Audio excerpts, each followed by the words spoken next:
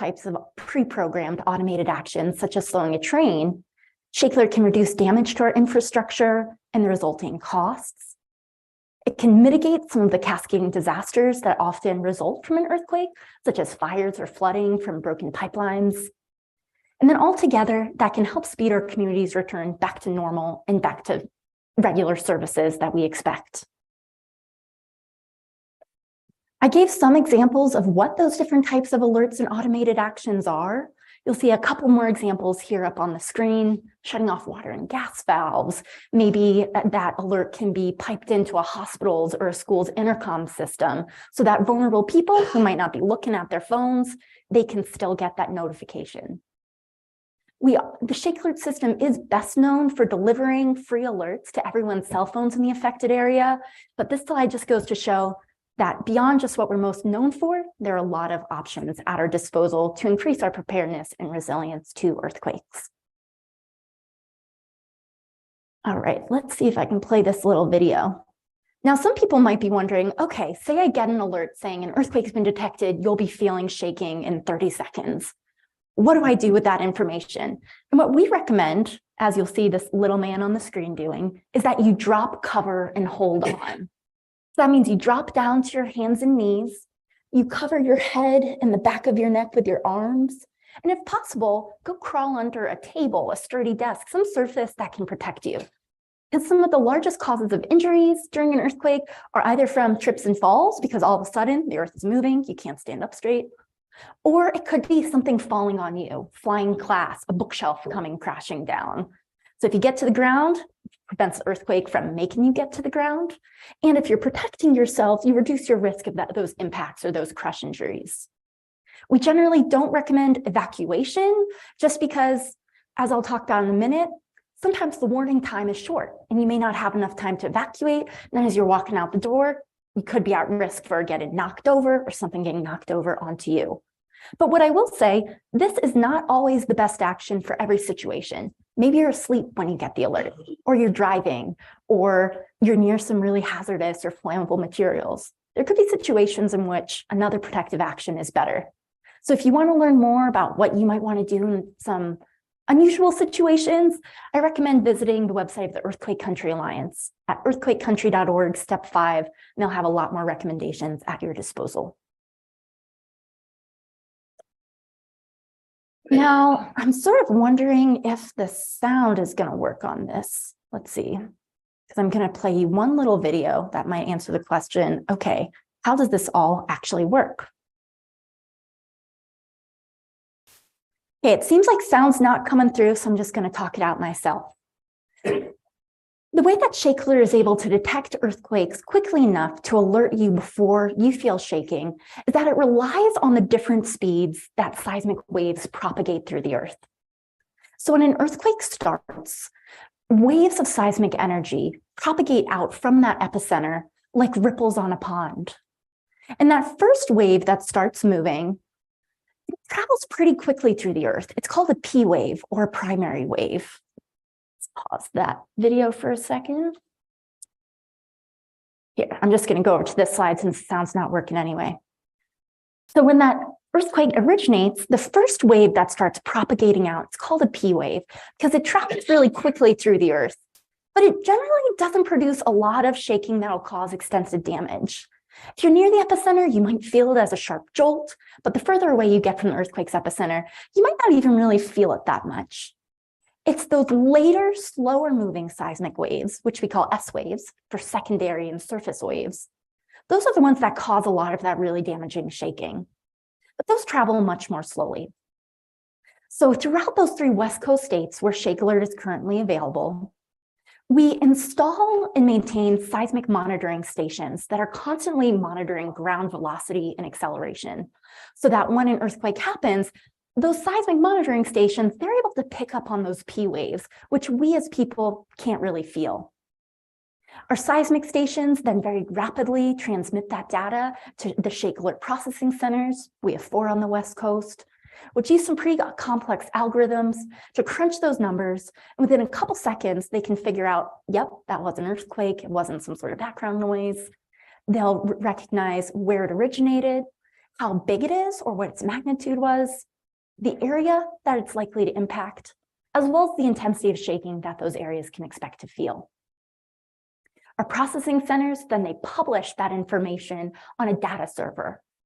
And technical partners, we call them, who subscribe to those data feeds, they can pull information about earthquakes that are going to affect their area and use that information to trigger some sort of alert or other automated action. And because all of that information, from the seismic stations to the processing centers to the data server to our technical partners' products, such as a cell phone delivery app, all that data is moving at the speed of light really quickly and a lot more faster than those slower moving damaging S waves. And that's how you're able to get that alert on your phone or over your intercom system more quickly than you will feel shaking from that earthquake. But there are, of course, always a few caveats with that. If you're very close to that earthquake's epicenter, those S waves are going to get to you before that data does. Just because, like I said, it does take a couple seconds to crunch the numbers and figure out where that earthquake originated from, how big it was, the area it's going to impact. So there's always an area of a few miles around that epicenter that we call a late alert zone, where you're going to start feeling that damaging shaking before you get the alert. But the further away you get from that epicenter, the more warning time you're going to expect to have. So if you're close to that epicenter, you may only get 5 seconds of warning, 10 seconds of warning. But as you get further away, you could have more like tens of seconds of warning, 30, 40 seconds of warning. So as you can see, this isn't earthquake prediction. It's not going to be able to tell us what day in the future, 2 years from now, you're going to experience an earthquake and where it's going to strike. What this really is earthquake early detection and early warning. You estimated time maybe from the Pacific Ocean to I-5? Yeah, so there's a great research paper on that, which if you give me your email after, I'd be happy to send it to you. But it estimates that for inland communities in a Cascadia subduction zone earthquake, we'll have more like tens of seconds of warning. So maybe that's 45, 60 seconds. But as I'll talk about a little later on in my presentation, this Cascadia subduction zone fault, it's 600 miles long, and the entire fault could rupture. It could start in the middle. It could start at the southern end, the northern end. So your warning time could vary just depending on where that earthquake starts. If it starts, down off the coast of Medford and you're up in Seattle, you'll have a lot more warning time than if you're actually in Medford. So again, that can vary. Coastal communities, they'll have less time. They'll have more seconds of warning, but that's still enough time to take action to protect yourself and reduce your risk of injury, which will then enable you, after shaking stops, to more safely evacuate out of a tsunami and inundation zone. Does that answer your question? Okay. So that was a great transition into my next part of my talk, which is just going to be sort of a summary about what our earthquake risk is here and what that shows about why Shake Alert can really benefit us and increase our preparedness and resilience. So I took a lot of geology classes in college. This is always a fun part of my presentation, to get into the science of why we even have earthquakes up here and why we really need to be concerned about them. And that conversation really all starts with a discussion of plate tectonics.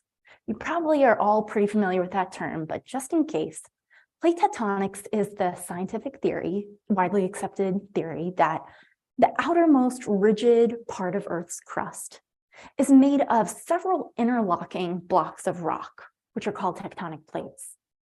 And due to volcanism and other geologic processes, those tectonic plates are constantly but very slowly moving across the surface of the Earth. And I'm talking about at the rate like your fingernails grow. So we can't really notice the North American plate moving under our feet, except, of course, when we feel a big earthquake. And you can see up here on my slide that there are different types of boundaries where those plates touch each other. We have what are called divergent plate boundaries, which is where the plates are spreading apart, they're diverging. That's very common in the middle of the ocean, where we call them mid-ocean spreading centers, where the ocean is sort of splitting apart and spreading apart. There are transform plate boundaries, which is where two plates, they're sliding past each other. That's what's happening down in California on the San Andreas Fault. There are two plates that are trying to slip horizontally past each other. But the type of plate boundary that exists here in the Pacific Northwest is a convergent plate boundary, where two plates are converging and colliding into each other. There's the North American plate, that's where we're on, and then there's the Juan de Fuca plate. That's sort of an ancient oceanic plate that is slowly colliding into North America and sliding beneath North America. One day it's going to totally disappear, but right now we have it for a few more, maybe 100 million years. And an oceanic plate, it's a lot more dense than a continental plate. Continents, they're made of a lot of buoyant rock, whereas oceanic plate, that type of rock, it's dense, it's heavy. So when the Juan de Fuca plate collides into North America, it's forced to sink beneath North America. It's got to go somewhere. In that process, we call subduction, when one plate starts colliding into and descending beneath another plate. And that's where we get the term Cascadia subduction zone. We're in the Cascadia region, and there's a subduction zone here where one plate is sliding beneath another. Now we're talking about ginormous blocks of rock, continent-sized pieces of rock. And, you know, right up here, they're really brittle, right? It's hard to imagine two giant blocks of rock slamming into each other and sliding underneath each other. So it's not a smooth process. They don't do this easily.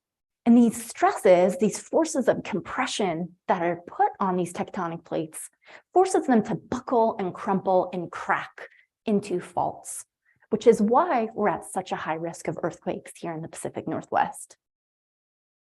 Because that's basically what an earthquake is. Here, along both the Cascadia subduction zone, that actual fault boundary between the Juan de Fuca plate and the North American plate, as well as all those other little faults that are created from the compressional forces, those, you know, most of the time, they're not really moving past each other. They're stuck, they're locked by friction, maybe down far within the Earth's crust.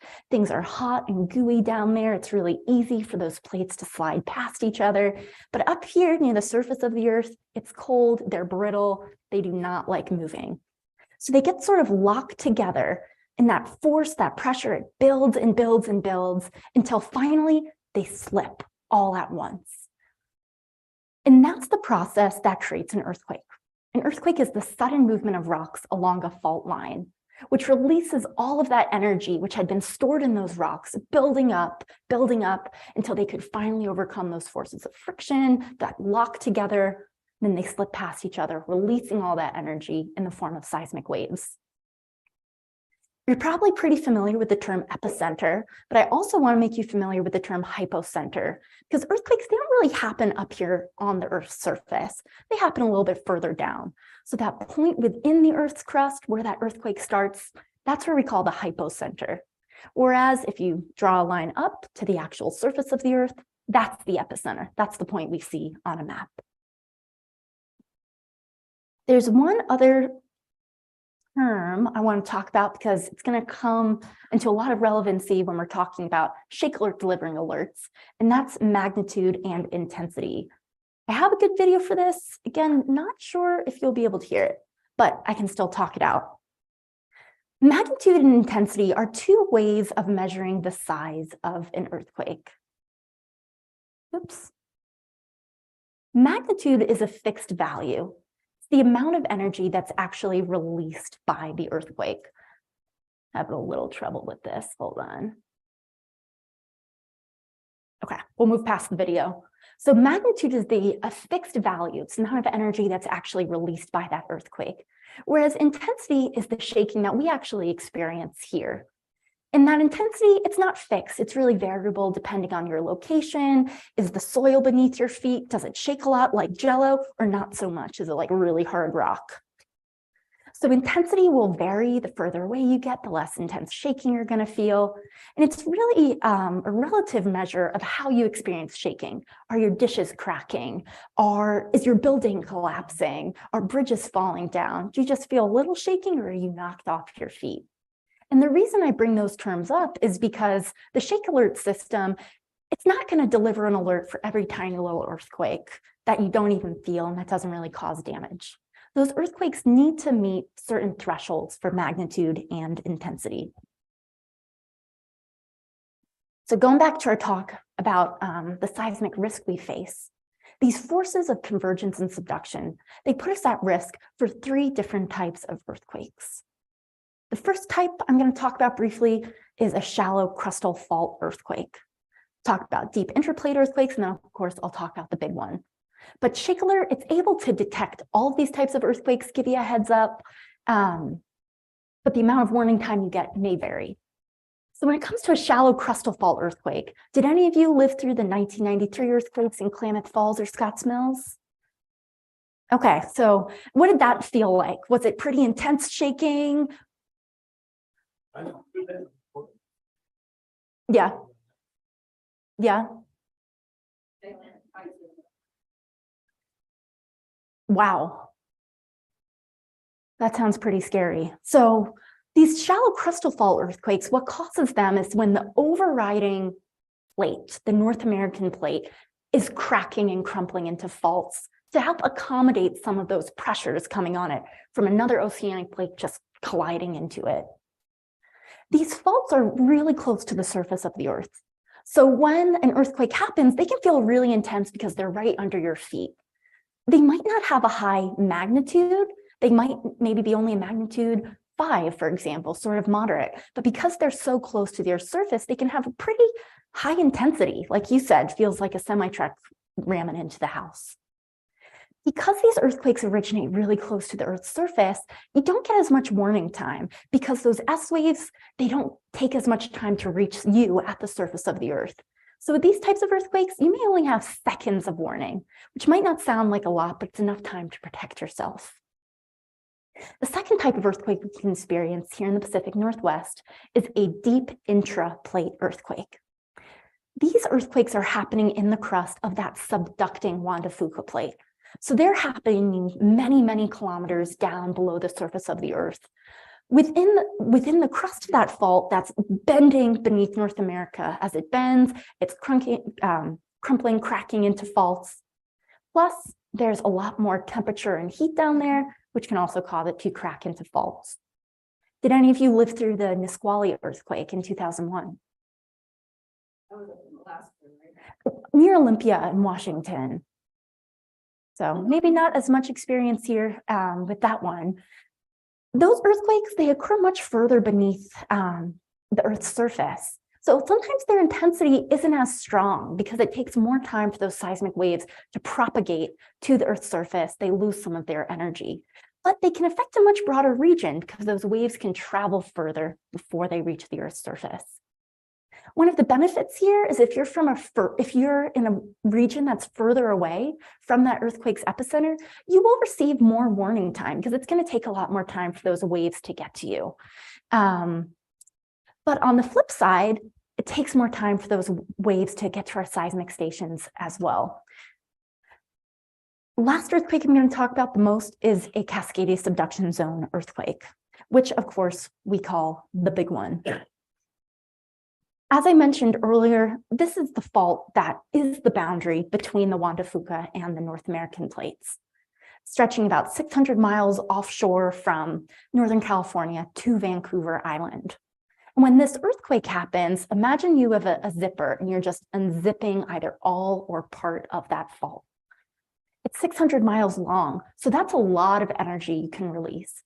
So it can cause several minutes of pretty severe shaking as well as a tsunami. And the reason that's happening is because as the Juan de Fuca plate is subducting beneath North America, it's pushing that North American plate eastward, forcing it to rise up. The land physically moves up, it's being pushed back because the interface between those two plates get locked. So the Juan de Fuca plate can't really fly beneath North America. But eventually, those forces build and build and build, and those plates slip all at once. In the North American plate, it moves physically seaward, which displaces a lot of water, which is what causes the tsunami. These are some of the most dangerous earthquakes with the highest magnitude and intensity we can experience on Earth. The 2011 earthquake in Japan is an example of a subduction zone earthquake, not from Cascadia, of course. And when this happens to us, it really is a question of when and not if. We know eventually there's going to be an earthquake here. It's just the nature of our geologic setting. And we don't really know when it's going to happen. Unfortunately, Shake Alert can't predict it, but we know they happen every several hundred years. And the last one was 323 years ago. That means we have about a 37% chance of experiencing a Cascadia subduction zone earthquake with a magnitude of a 7 or greater in the next 50 years. Magnitude 7 earthquake, that'd be if just part of that fault boundary ruptures. But it could be as have as high of a magnitude as a 9.0 or greater, which would be if the entire fault ruptures. And this, of course, is going to have a lot of pretty damaging impacts to our communities and to our special districts. There will be widespread injury and, of course, loss of life. There'll be widespread damage to the services we come to rely on, our utilities, our internet, our healthcare, which could take weeks, if not months, to recover. Buildings will be damaged, some destroyed. We'll lose a lot of our fuel supply because there'll likely be a big oil spill into the Willamette River from where our fuel is currently held. So that will really make some of our recovery challenging. And I'm not saying all of that for us to just, throw up our hands and think to ourselves, oh man, it's inevitable, it's going to happen, it's going to be doomsday, we should all just give up. Because that's not true at all.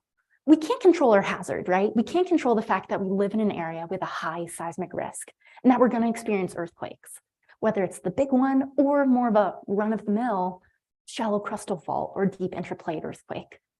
But we can change our level of risk and our exposure to those hazards. It's entirely within our control, for example, if we do seismic retrofitting of our buildings, if we modernize more of our business, more of our building codes. We can develop emergency plans, both in our workplaces and our homes. We can stock up on emergency supplies and develop mutual aid agreements to ensure we can get supplies from like organizations that may be less affected. So the likelihood that we as people may sustain injuries, fatalities, economic losses, that is within our control. This earthquake could happen soon or a very long time from now, but we should all start thinking of what concrete steps we can take to improve our preparedness and our level of resilience. And I see it really as a call to action. So Shake Alert, it's not the only tool at our disposal. It can never replace seismic retrofitting that'll reduce the likelihood that our buildings will be damaged. It can't totally replace infrastructure hardening, but it is one great tool for improving our safety and resilience. And it can improve our safety and resilience in several ways. By saving lives and reducing injuries during an earthquake, by giving people time to protect themselves, by triggering these other types of pre-programmed actions like slowing a train or throttling some critical water valves, the damage to our critical infrastructure and the resulting costs can be lessened, as well as the cascading disasters like oil spills, floods, and fires that may result from that damage. And altogether, that can speed our return to normal services. Now that you sort of have a better understanding of what Shake Alert is and why it can really help benefit us and improve our preparedness for when a big earthquake strikes, I now want to give you some more concrete examples of, okay, how is it actually going to do that? And the first thing I want to tell you about is how you can receive these earthquake early warning alerts on your phone, because that's sort of the lowest hanging fruit right now. It's something I think, I'm not sure if you have printed copies of the handouts, but I have a great handout explaining how you get these alerts in more detail, as well as a handout explaining, okay, how this all works a little better. So definitely check those out in the app. But right now, I'm going to sort of summarize the three options really quickly before moving on to how you can integrate this technology into your infrastructure. So there are three ways you can receive these earthquake early warning alerts on your phone. There's the wireless emergency alert system, similar to an Amber Alert. You can download a free app that will deliver alerts to your phone. Or if you have an Android device, you're in luck because Shake Alert is built into your phone's operating system. But as I mentioned earlier, you don't have to worry about every time there's a little 2.0 magnitude earthquake that you can't even feel that you'll get an alert for that. Because alerts, the goal of Shake Alert is really just to deliver alerts for significant earthquakes that could actually cause damage. So for each of these different alerting modalities, there's both a threshold for magnitude that the earthquake has to exceed, which of course is that fixed value, the amount of energy released by that earthquake. And then there's a threshold for intensity, which is how am I experiencing that shaking where I am? Those magnitude thresholds, they're anywhere from a 4.5 magnitude to a 5. The intensity thresholds really start at a 3 or 4 or 5. And that's enough shaking that's going to rattle some dishes, maybe crack some windows, maybe slightly damage a chimney. Not too severe, but it's enough, hey, you should be aware and take some action to protect yourself.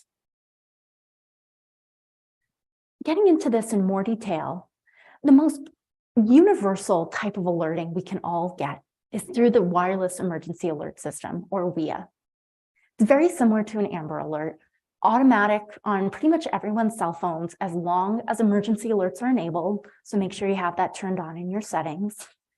Everyone will get a text-based alert, either in English or Spanish, depending on the language your phone is set to. And it'll have a pretty simple message. Earthquake detected, drop cover, hold on, protect yourself.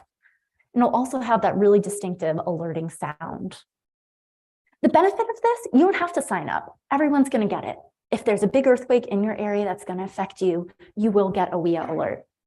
But the drawback is, WEA, it's a federal system, so it has to travel through some federal gateways before that data gets to your phone. And that adds additional latency. It could take an additional 1, 2, 3 seconds to get that alert. And say it's a shallow crustal fault earthquake where you only get 5 seconds of warning. Every second counts. So I really encourage everyone to make sure they have one of these 2 other alerting modalities enabled on their phone. There's, of course, the Android operating system alerts. I'm really excited that Google is now a partner of us. So if you're, one of the half of Americans that has an Android device, you'll automatically get a push notification on your phone. And there are 2 different types of alerts that you could get. If it's a pretty low intensity, enough to scare you a little, you feel it, your dishes might crack, some things might get knocked off shelves, but your bookcase probably isn't going to fall on you. Then your Android device will deliver what's called a Be Aware alert. It'll let you know an earthquake's been detected. It'll communicate the magnitude of that earthquake and its distance from you. And it's really just to let you know, hey, you might feel shaking in a few seconds. Take protective action if you desire to do so. But once that earthquake hits an intensity of 5 in your area, which is when some of your property could really start getting damaged, you might fall. It poses greater risks to both people and property. Your entire phone screen will be taken over with a take action alert, which will communicate similar information, but really hit home the message, drop cover and hold now. Again, there's no need to sign up, but you do want to ensure your operating system is up to date so that you will definitely be getting these alerts. I had a little video of what this looks and sounds like. Can't hear it, but it's basically like a little dinging, like a little charm sound, and it'll say earthquake, earthquake, protect yourself. Screaming against the sound. Yeah, it's sort of like ding, ding, ding, ding, ding, ding. But if you have an iPhone, like I do, or if you just want more alerts to be delivered to your phone, I really encourage you to get one of these free downloadable Shake Alert powered apps. Right now, there are 2 available in Oregon. There's MyShake and there's Quake Alert USA, but we always have new partners coming online. So maybe by this time next year, you'll have more options at your disposal. These deliver push notifications to app users only. And I think they have a lot of added benefits that even if you have an Android operating system, you could still really benefit from having one of these apps. Because, for example, you can set your customizable intensity threshold. So if you really only want to know if you're getting an earthquake, like if there's a really big earthquake, you can set your app so you don't get alerts for smaller earthquakes. You can set a home base. So say you're from Montana and you're going home for Christmas, but you still want to know if an earthquake happens here in Oregon while you're gone. You can set a home base so even when you're physically out of the alerting region that Shake Alert delivers this information for, you'll still get alerts. Quake Alert USA has a countdown timer, so you know how much time you have till you get shaking. My Shake, it'll give you some information about what the likely damage is in your area. So you know, is it safe for me to drive home over that bridge? What should I do now? There are a lot of added benefits here. So even if you have a Android phone, you might want to get one of these. Our research shows that the more alerts you get, the more likely you are to actually take action and drop, cover, hold on. No one wants to be the first one to get down on their hands and knees and dive under a table. But if all the devices around you are saying, hey, you should do something now, you might be a little more incentivized to risk the slight embarrassment of doing so. And even though we can all get wheel alerts, like I said, those are the slowest form of alerts that you can get on your phone, and every second counts. So My Shake and Quick Alert USA, that's the one thing you take away from my presentation is getting an app. I'd be pretty happy about that.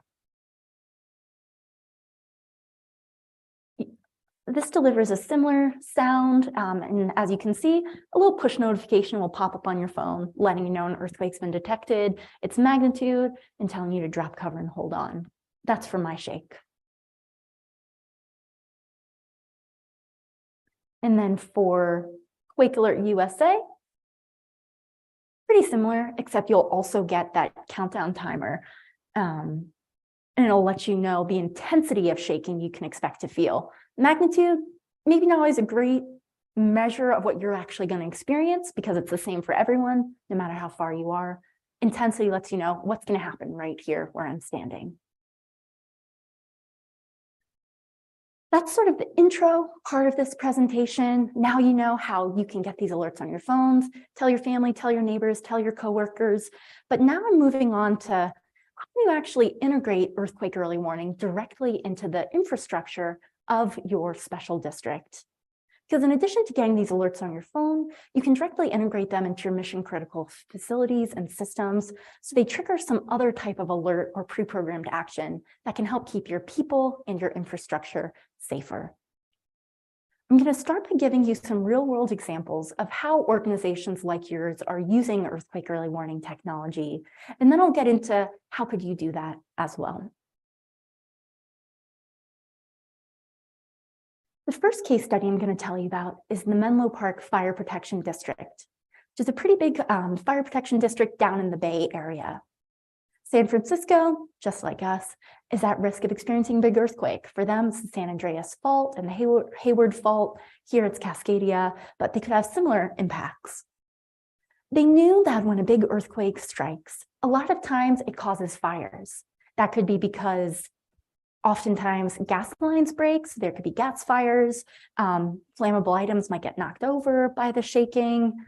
And so they really wanted to make sure down at Menlo Park Fire Protection District that they'd be able to get out into the community and provide that fire protection and put out fires as quickly as possible. Additionally, in an earthquake, there are a lot of times injuries.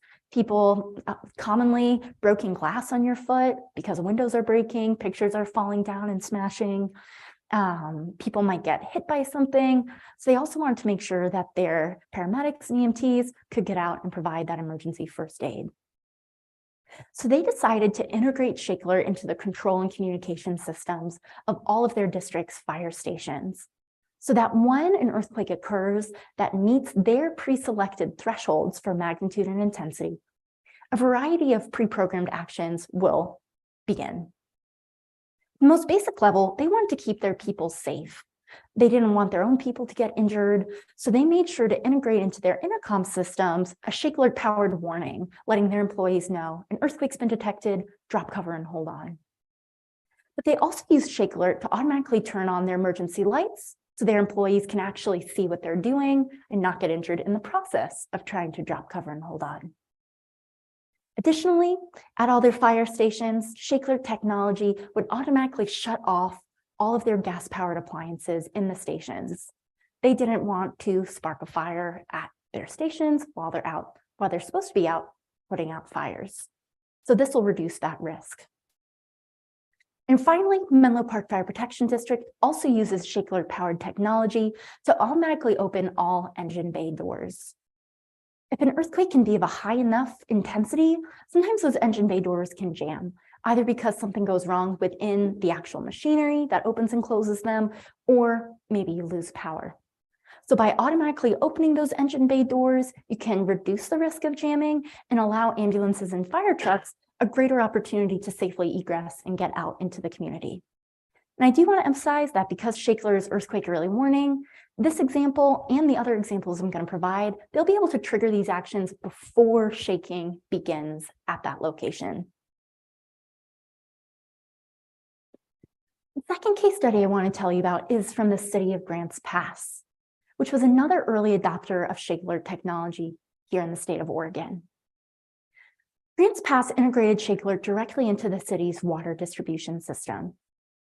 They knew when a big earthquake happens, it can often cause hundreds, if not thousands, or tens of thousands of breaks in their water pipelines. And that can lead to some pretty damaging flooding, as well as just loss of water that you could otherwise be using for human consumption, sanitation, and fire protection. And of course, down in Grants Pass and much of southwestern Oregon, they're a pretty drought-stricken area. So they didn't want to lose all of that water, knowing that it may be hard to fill up their reservoirs again quickly. So the city decided to integrate Shakler technology into their SCADA system so that when an earthquake was detected nearby, their reservoirs' output valves would automatically either throttle or close. They would throttle if it's sort of a moderate intensity of earthquake, and then close altogether if it was a very strong shaking.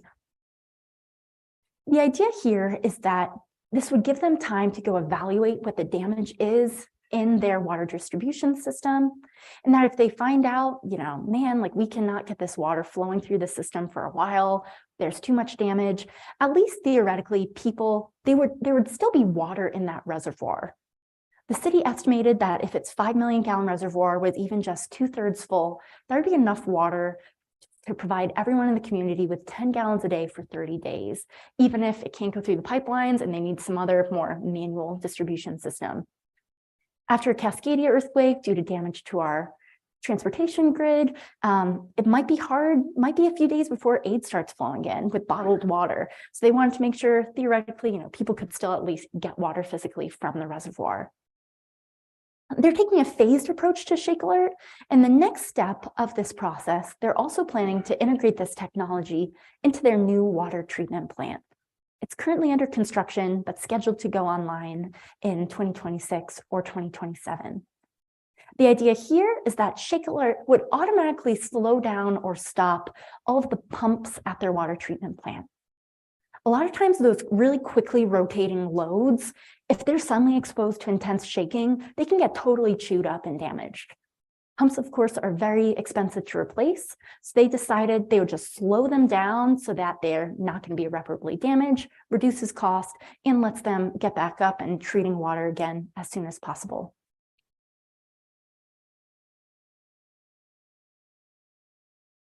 Oh, one other thing I wanted to mention about Grants Pass. We do have a series of written case studies, not for all of the examples I'm telling you about today, but we do have one for Grants Pass. We're writing one for Menlo Park. So if you want to learn more of the details about how much time did this take? Like, were there any costs involved? How did they physically do this? What was their pathway to implementation? We do have written resources with more details, and I'd also be happy to answer those questions too. Third case study I want to tell you about is from LA Metro, which is the Los Angeles County Metropolitan Transit Authority.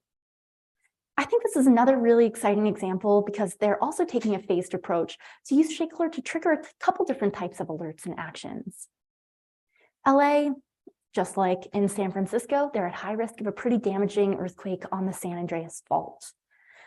They have a much bigger earthquake culture than we do up here. So down in LA, they're sort of maybe a little bit more used to taking these mitigation actions. So they're very proactively trying to use Shake Alert technology, as well as some of these other tools in our earthquake toolbox, to keep people safe, especially all the thousands and thousands of people who will be coming into the city for the 2028 LA Olympics.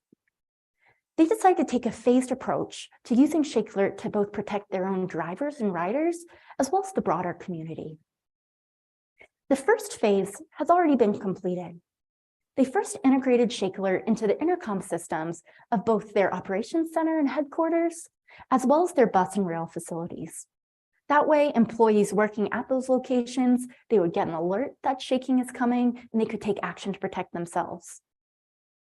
But additionally, they had trained a human operator, an employee, to hear those alerts and then manually radio all of their drivers out on the streets. So they could also know to expect shaking, drive carefully, and pull over if it is safe to do so. But for phase 2 of their implementation, they really wanted to cut out the middleman. If you're relying on a person to get an alert, radio someone, let them know what has happened, that chews up precious seconds. And down in California, they have more of those shallow crustal fault earthquakes where you don't get as much warning time. They want to maximize the warning time they got, cut out that middleman. So they have decided to integrate Shake Alert into their bus's new computerized dashboard system. They're investing in this technology independent of wanting to get Shake Alert, but they decide, hey, while we're at it, let's let this new computerized dashboard system be compatible with Shake Alert. So as these drivers are driving, if an earthquake's detected, they'll get an audio and visual alert letting them know earthquake's coming, drive carefully. What I think is really exciting about this system is that it uses artificial intelligence technology to sort of cultivate a message for a protective action that's optimized for that driver's specific location. So say a bus driver is on a bridge when they get an alert. That alert would let them know an earthquake's been detected, get off the bridge, drive off, and then pull over when it's safe to do so, because the bridge is not very safe to be on during an earthquake. Whereas say that bus driver is driving on a street and they're a few blocks away from crossing over that bridge.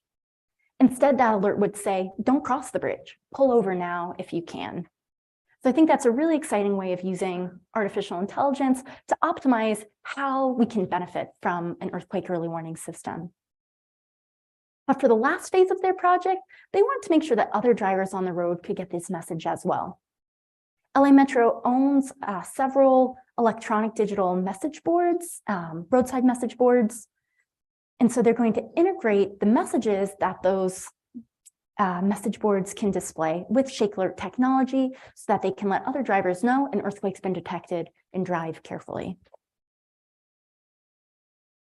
Got 3 more case studies to share with you. And this next one I think is really exciting because it's replicable across some pretty diverse industries.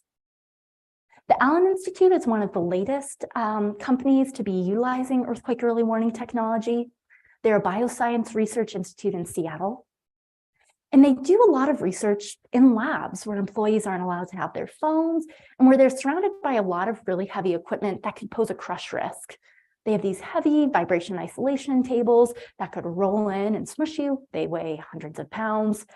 And so in this environment where employees aren't going to get alerts on their phones, they still want to make sure that their people were safe. In most of these labs, there are desktop computers. So they created an app, basically an application on all employee computers that would display a full screen magenta message when an earthquake's detected, letting their employees know to take some action to protect themselves. And depending on the room that laptop is in, it could either say drop cover and hold on, or get out of the room away from that dangerous equipment and then drop cover and hold on. I think pretty much any industry could do something similar with Shake Alert. We all use computers, they use VPN so that when employees take their laptops home, they can still get these alerts even though they're not physically connected to company Wi-Fi at that time.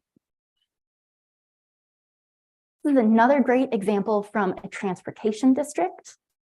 Metrolink is the commuter rail agency down in Southern California that serves 6 counties over its 538-mile system.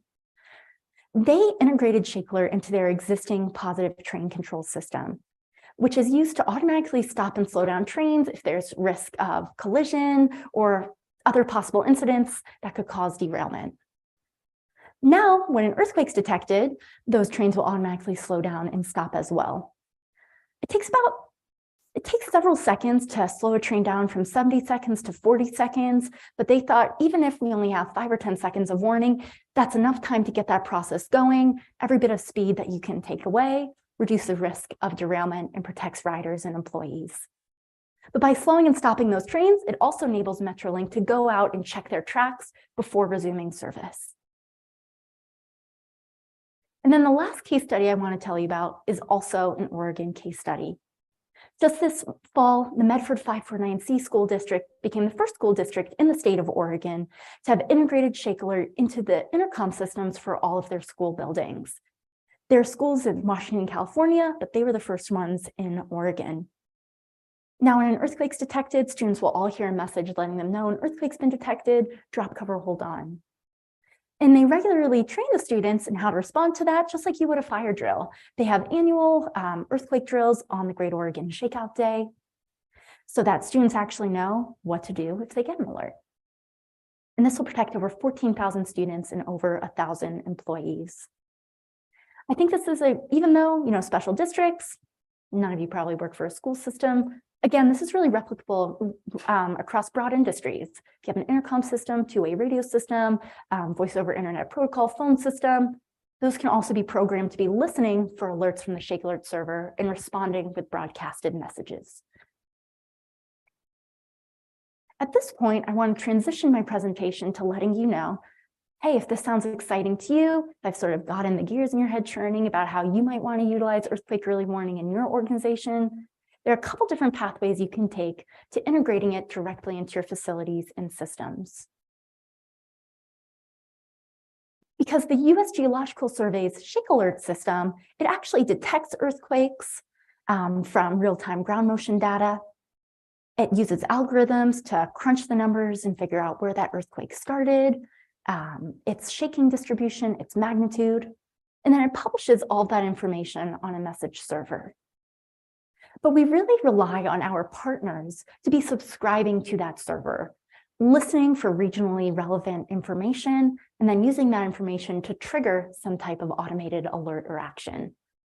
If we don't have our technical partners who are actually listening to this information and integrating it into their cell phone apps, their buildings, their equipment, then this earthquake early warning system really just goes into the ether, the cloud. And there are two different ways that you could get connected and start subscribing. The first option would be to become what we call a technical partner, which means you're an organization that's directly subscribing to the Shake Alert data server and using that information to trigger an alert or action. It's free, it's a public service, so that data is free. The suite of testing and development tools that you might need to program this into a computer, those are free of charge, but it does take some time. And you do need to go through a licensing pathway to demonstrate you actually know what you're doing and you're going to be able to successfully deliver these alerts. Some companies that get access to the data server and start building alert delivery systems, they're commercial enterprises. They might be vendors, they might be cell phone app companies, but then there are other organizations that are public entities like Metrolink, for example, or BART down in California. That's a really great option for people who have some in-house IT expertise. But the second pathway would be you could just contract a licensed vendor, someone who's already subscribing to that data feed, to come into your building and install some hardware or software so your building is also listening for those alerts. But either way, as the state's Shake Alert coordinator, it's my job to get you going down whichever pathway you choose and support you each step of the way. Let's get into a little bit more detail about both of those pathways. Say you want to build your own alert delivery system and become what we call a license to operate technical partner. This is how it would work. You would reach out to me or one of my counterparts with an idea. Maybe you work for a transit agency, TriMet, for example, and you want to use Shake Alert to automatically slow down commuter rail trains. Maybe you work for a fire station, you want to use Shake Alert to automatically open your engine bay doors. You'd reach out to me and help answer your questions, help you figure out what's feasible. Do you have the know-how to make this happen? And together we'd write up a statement of work, a couple pages explaining how you want to use Shake Alert data and how it will increase earthquake resilience within your organization. Then I'd hand you over to my colleagues at the U.S. Geological Survey. They'd review your proposal, make sure you have a good head on your shoulders, you can likely succeed in your endeavor, and then they would approve your project and you would both sign a pilot license agreement. This is just an agreement saying the USGS, they'll keep your private information private, they won't broadcast all of your trade secrets to the world. And you'd sign a license saying that, we're not going to use this data for nefarious purposes, basically. You'd have a year to build and test your system or more if needed. If all goes according to plan and you can show that you can successfully deliver these alerts, you become fully licensed to operate, and you could use Shake Alert in perpetuity pretty much. You do it for yourself, but you could also provide that service to others. Exactly. Yep.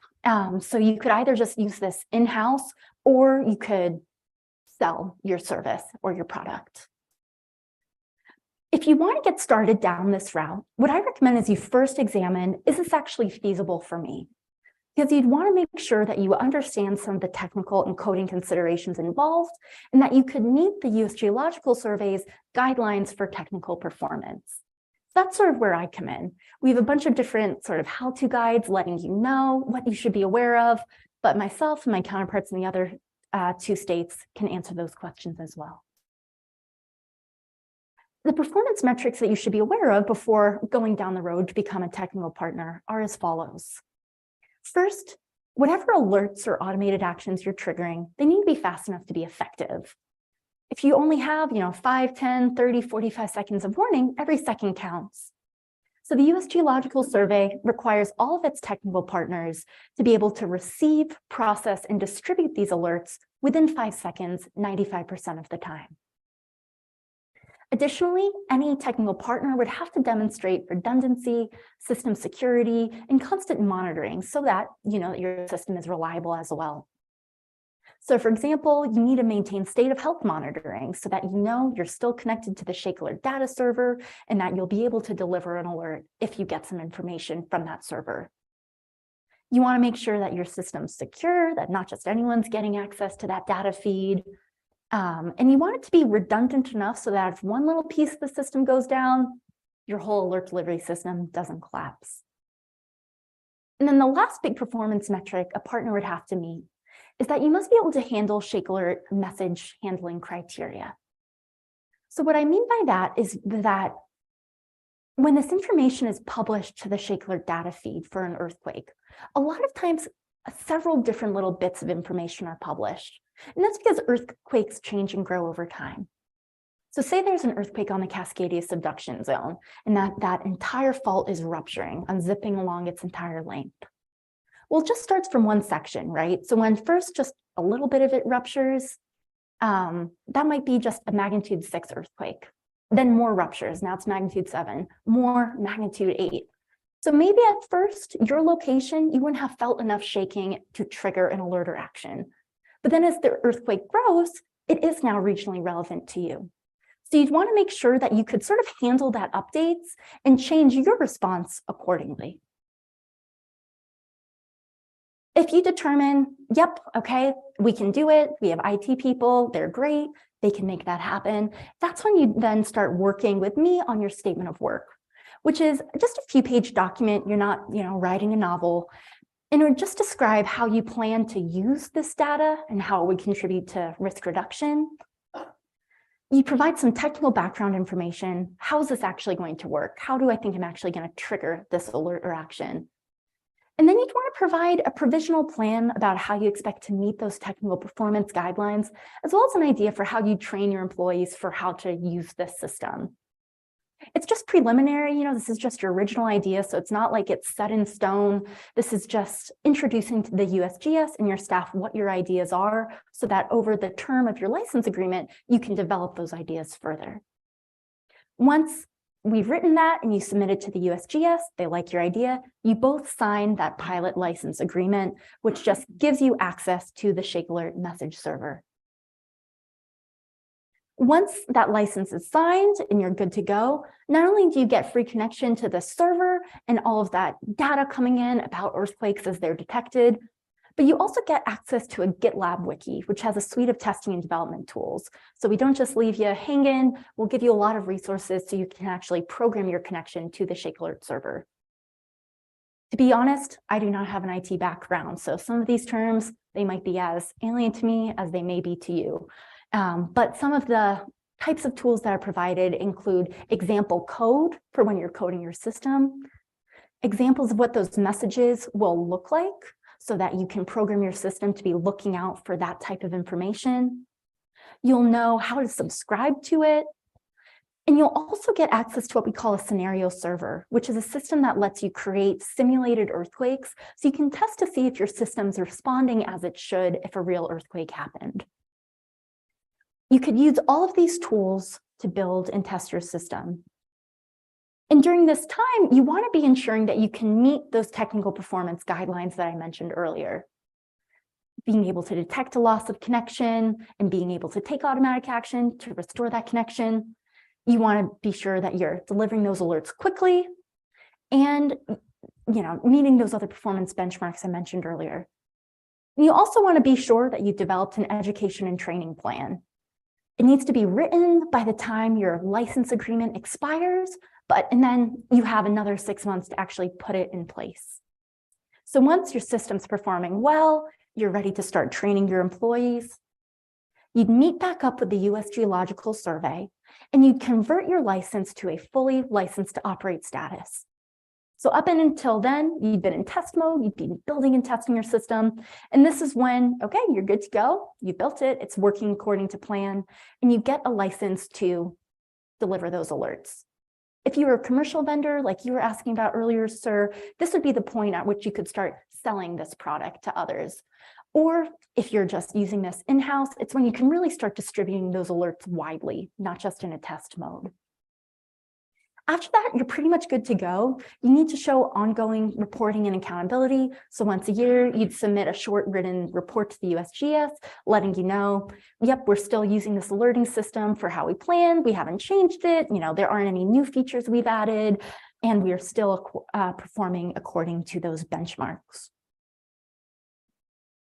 There are a lot of pros to this, and the big one is that it's free. It's free to get that data, free to get all those testing and development tools. So it's a really great option for organizations that have a strong IT program with some time and experience, and they're able to take advantage of that public service in-house. And you can also design your alert delivery system to really fit your own unique needs and vulnerabilities. But the cons here is that this takes time and experience. You need to have IT people who can build this system. It takes a year to go through that licensing process. So while it's free, of course, time, as they say, is money. That's why we have this other option as well. So we have a suite of vendors who are able to come in and install some hardware, for example, into your PA system so that they'll deliver those alerts and you don't even have to do any work. All of these partners, they've gone through that licensing process. They've met those performance benchmarks. These are the 6 ones that are currently working in Oregon, but like I said, we have more partners going through that pilot license pipeline, so there'll be more people you can work with soon. And they can do anything from recalling an elevator, giving a PA alert, programming your radio, throttling a gas valve. In one of the handouts I delivered, it has a list of those vendors with some description about what they're capable of. So you have an idea of, if you wanted to work with one of them, what they could do for you. The downside here, of course, is that you're contracting a company, and that has costs. Those costs can vary depending on the scale of the project you're trying to do. But for example, the city of Grants Pass, they spent about $17,000 to integrate Shake Alert fully into their water distribution system. So it's usually around low tens of thousands if you worked with a vendor instead of doing it yourself for free. Now, no one likes to spend money, but research shows that for every dollar you spend on mitigation, that's $4 less that you're spending in response and recovery. So if you want to learn more about them, you can go to the website of the Pacific Northwest Seismic Network, one of our partners. They have a list of all these vendors with their contact info, so you can reach out to learn more about the products and services they provide, what they can do for you, and how much that might cost you. Like I mentioned, they've already met all of those performance benchmarks. They're vetted by the USGS. They have experience with earthquake early warning technology. The pros here, this is fast to implement. It just takes a couple hours for someone to come into your organization and program something into your PA system. You don't need to go through a year-long licensing pathway. You don't need any internal IT skills. But of course, there are direct upfront installation costs if you're asking someone to come in and install some software on your computer. And there might be ongoing subscription and maintenance costs. So I usually think this is a good option for an organization that can put this into add this as a budget line item, and they have some extra funds at their disposal, but maybe don't have the time to build their own system for free. I think because this is sort of faster to implement, that's why it tends to be the more popular option. The Allen Institute, Metrolink, those are two case studies from earlier that built their own alert delivery system. But the other four I mentioned, Grants Pass, Medford School District, Menlo Park Fire Protection District, LA Metro, they all worked with a vendor just because it's a lot easier to spin up and they were able to plan this for their budget. This is just an example of some of the other partners we work with in Oregon and across the West Coast, but there are many dozens more. I now just quickly want to address some common questions you may have about Shake Alert. Like, how reliable is it? What are the benefits of triggering these actions automatically instead of manually? And do I need to worry about cybersecurity risks? Starting off, okay, as we were talking about with LA Metro, they trained an employee to listen for an alert and then manually radio it to the other employees. And that's a great option for an organization that maybe doesn't want to invest a lot of money in fully automating these processes. It's a great way to get familiar with the Shake Alert system, learn what it's capable of before you start shelling out some time or some cash.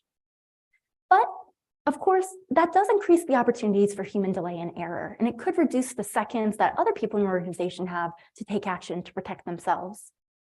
And similarly, if you're the employee that's picked to radio everyone else, you can't really drop cover and hold on because you're pressing some buttons or radioing people.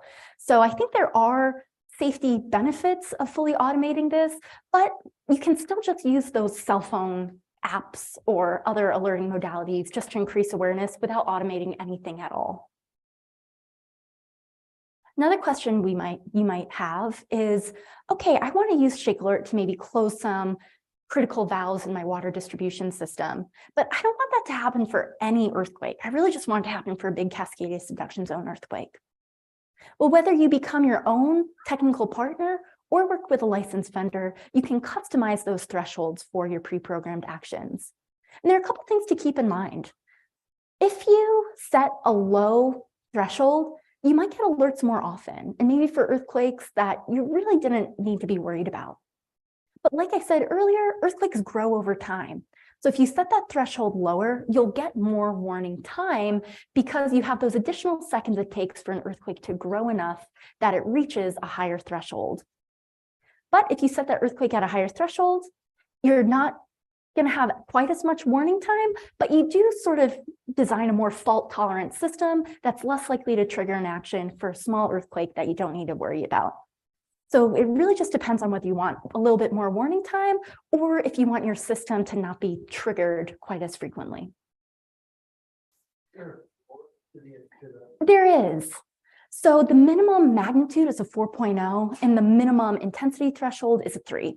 So there's a floor, and of course there's a ceiling because earthquakes can only be so big, but otherwise you can customize it. You also might be wondering, okay, I'm not sure if I want to integrate this into my facilities and systems because I'm worried about a false alarm. And I do want to acknowledge that a false alarm, an earthquake that either wasn't real or maybe was just a small one, but we thought it was bigger than it was, that's possible.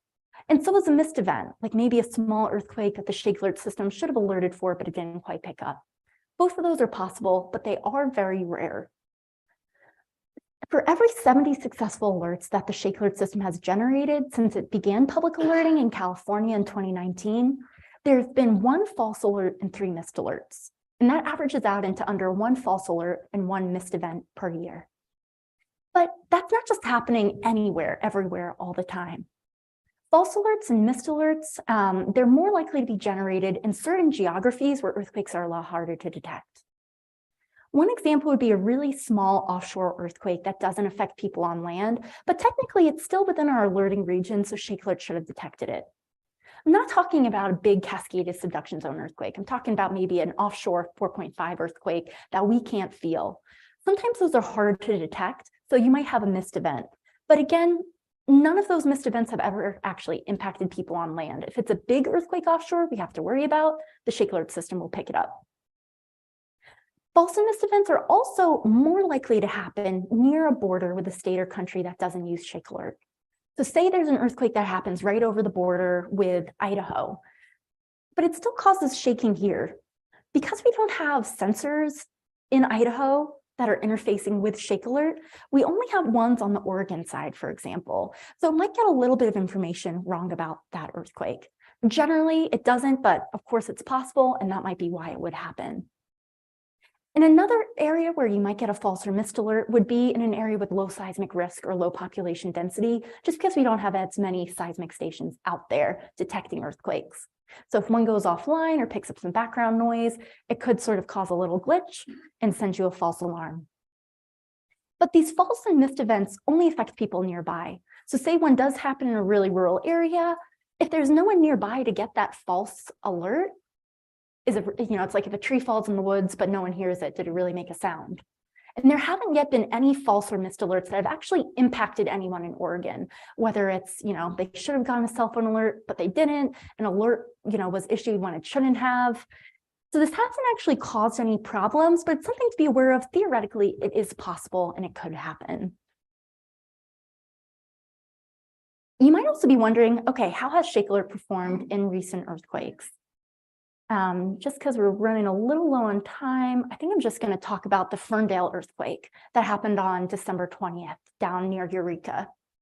This was a magnitude 6.4 earthquake that did cause a lot of damage down in the area.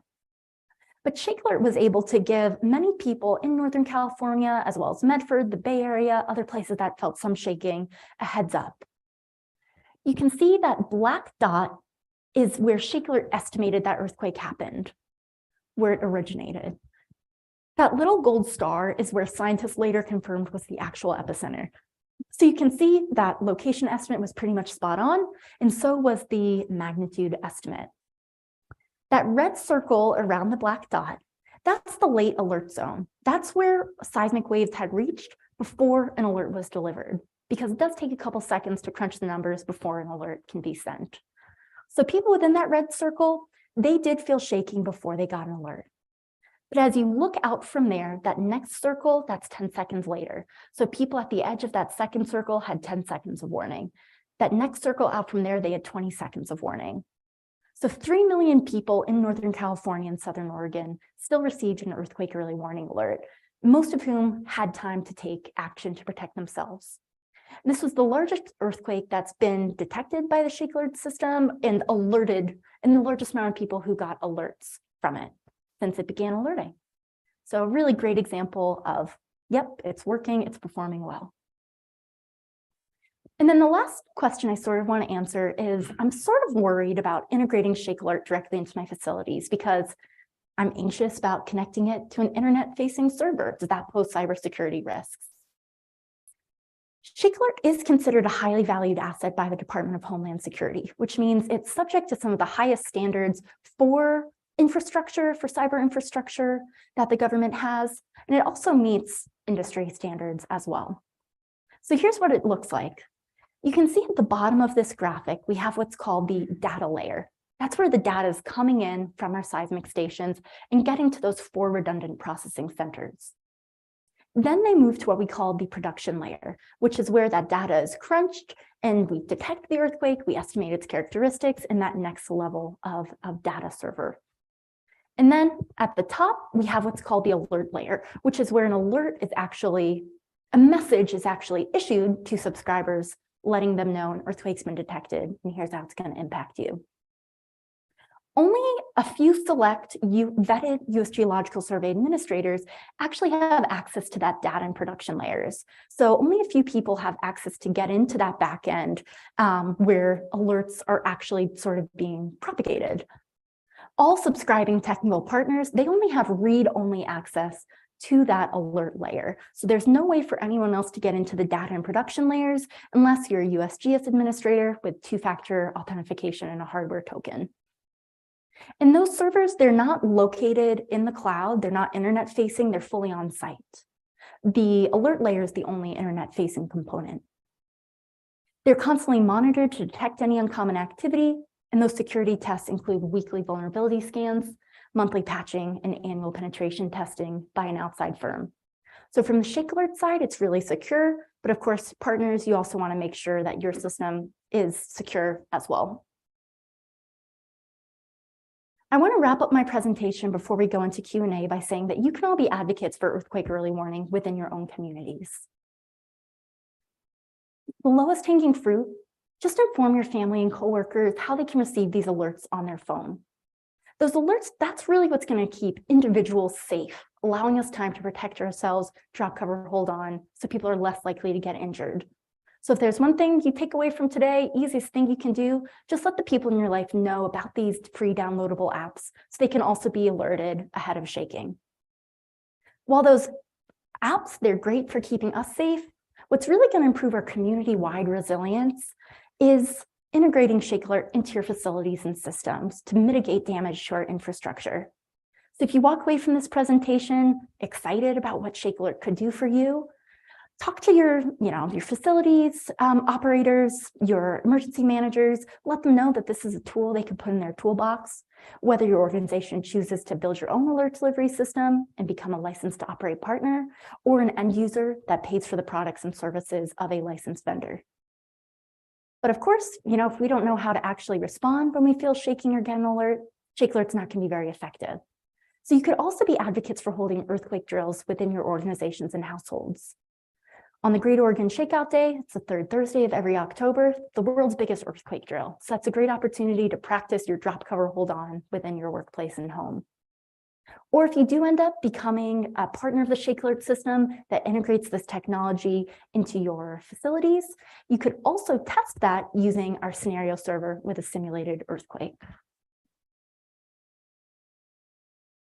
I'm going to now leave the last 10 minutes for question and answers, but if you or people joining us virtually have any questions later on, or you have some ideas about how you want to use Shake Alert in your workplace, you have my contact information here on the board, and I hope you all reach out.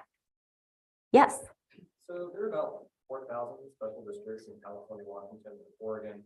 Obviously, not all of them are going to have a need for this kind of a setup. Obviously, there's a lot of really cool, awesome things to do with the service, and it does seem pretty involved.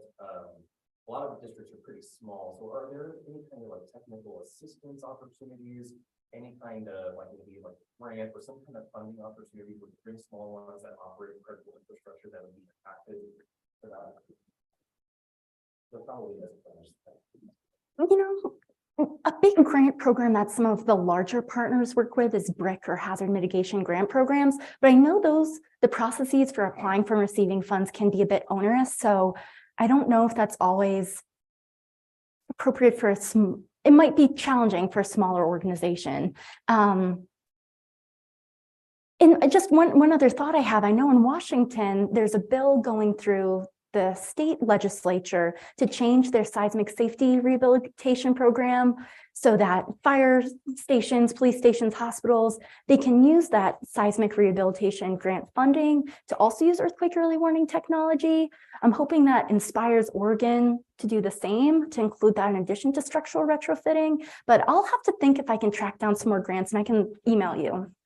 Just so I heard, yeah. I'm sorry. Did you say that they were using BRIC and other hazard mitigation programming to try to help fund this as well? Yeah. So, for example, Cedars-Sinai Medical Center down in the LA area, they used hazard mitigation grant program to fund the integration of Shake Alert into their radio systems and intercom systems. Metrolink, which uses Shake Alert to automatically slow down trains, they used a grant from Caltrans. So there might be within your own respective state agencies, depending on what sector you work in, they might have grants sort of similar to that, like what Metrolink used with Caltrans. Yeah. Seismic sensor has been fully built out. Are you still looking for partners for possibly more seismic sensors? Can you explain that a little bit? Yeah, so this Shake Alert system is almost fully built out. Here in the Pacific Northwest, last I heard it was about 87% built out. Here in Oregon, we plan to install all of the remaining sensors by March 2024. In Washington, they'll probably be done by the end of this year. It's still working really great right now, but the more sensors we have, the more accurate, fast, and reliable the Shake Alert system is. I think they mostly have secured permits for all of the remaining sites, except for a few sites, which they still need to locate. But if you do have some property that you think would work well for a seismic station, you can go on our website and there's sort of a form like, oh, let us know if you want to host a station. And other geological characteristics to a site that make it a good sensor site? Yeah. Depending on the type of seismic monitoring equipment you have, you might want to be located in an area which doesn't have a lot of trucks rumbling by, background noise that could mess up the sensors. Some do work well in urban areas. We do have sensors in urban areas, but just depending on the type of equipment, the location might vary. We'd want it to be in an area with good options for telemetry. So, being able to transmit the data through a microwave link or a cell modem link. So a lot of times we put them at the top of mountains because it's easy to transmit the data from there. How many sensors do you have full build up? Between the 3 states, we'll have at least 1,675 stations. That's what we consider build out being complete, but we are definitely going to exceed that number by a lot. Yeah. One final question, just curious, with advances in computing power and AI, are we advancing towards predictability? I mean, is that theoretically possible to predict? So right now it's not possible to predict an earthquake, but one thing I will say is that with advances in technology, we may have a better understanding of precursor activity to earthquakes. So for example, when we talk about volcanoes, you can't predict exactly what day there's going to be a volcanic eruption, but a lot of times they know volcanic activity is happening and we're at greater risk of a volcanic eruption, maybe because there are more earthquakes, tiny earthquakes caused by the movement of magma, for example. The volcano might physically be bulging out as magma rises. So it's possible with developments in earthquake monitoring technology, we'll be able to get a better sense of what that precursory activity is. So while we probably will never be able to say it's going to happen here and on this date, we may know, okay, something's happening and we should be more aware. On the 17th, what were all the preconditions? Right. Yeah. Exactly. The sensors that you have, are they all just activated at the time of an event? Or is there any pre-stress or anything on the sensor systems that you have across your fault zone to be able to give you some pre-information on that prior to an actual event?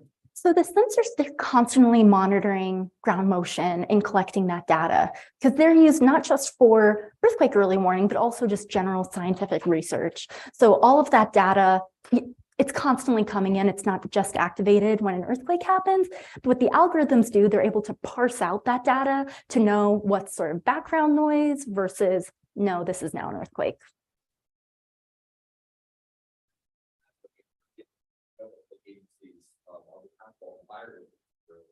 The water district are going to shut down or pump water during in Midlands. I think fires should be water and each property fire department. Yeah. And a lot of times when water districts do utilize this technology, it might just be, okay, we're going to throttle a valve at this one critical reservoir. That would be really challenging to replace or address. So a lot of times they're not just shutting down the entire system. It might be this critical pump. If it was damaged, our entire system would get messed up. Or maybe this one critical reservoir, for example, if it's a buried reservoir, you might want to slow down the pumps for that, because if those pumps get damaged, then you can't pump water up to the distribution system. So it's usually not, okay, it's totally shut down. A lot of times it's like, where are our greatest vulnerabilities? How can we target this to address those vulnerabilities while not messing everything else up around it?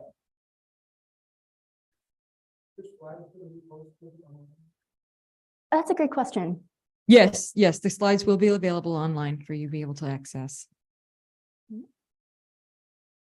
If that is all for our questions, I know lunch is right around the corner. Can I get a big hand for our presenter, Ms. Kelly Missett? On behalf of